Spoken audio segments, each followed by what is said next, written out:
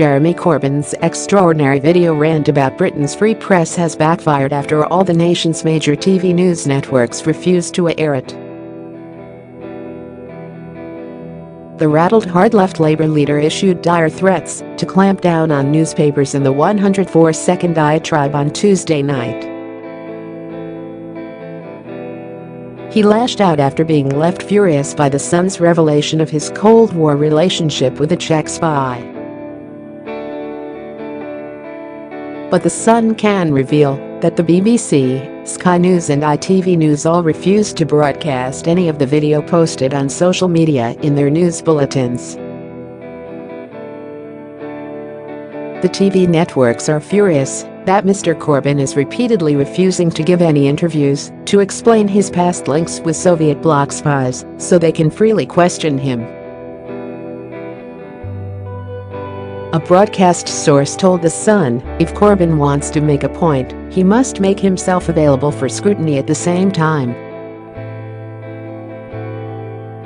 We're not going to carry propaganda for him. Calling out Mr. Corbyn publicly over his method of attack on press proprietors, ITV News' political editor Robert Peston tweeted, if he really wanted to challenge them, why isn't he doing TV interviews on it, given our impartiality?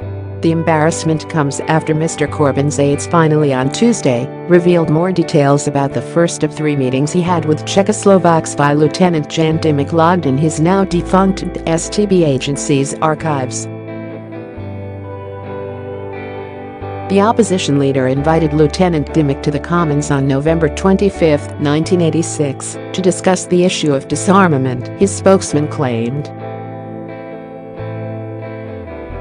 But he insisted that Mr. Corbyn still doesn't recall as many as three other meetings recorded in the archives.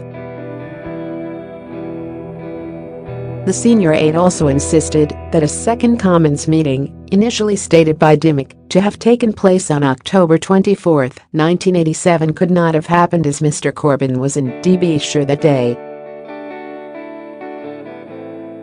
But a newly released STB file states Dimick's third meeting with Cobb, the codename given to Mr. Corbyn, was actually 2 days earlier, on October 22. Stasi archive holders said they could not find any records on Mr. Corbyn or Labour MP Diane Abbott despite their motorbike trip to East Germany in the 1970s. Researchers explained any travel documents created by the Stasi for the pair could have been destroyed as part of the natural destruction of documents by the agency.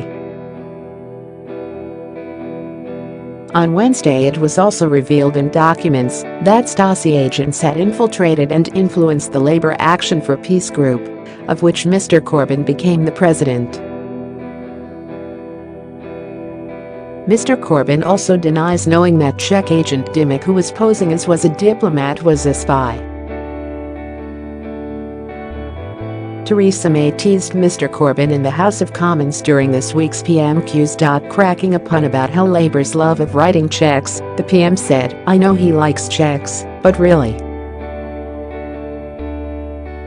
Downing Street also slammed the Labour boss over his press attack, saying, it's the job of elected politicians to provide answers. One of Mr. Corbyn's closest lieutenants faced ridicule for claiming MPs met spies from enemy states all the time.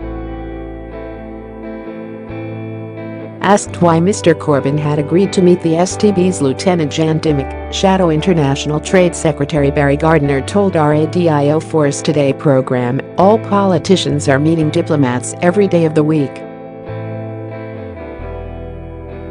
Some of us assume that half the people that we meet from foreign embassies are spies, we just assume that.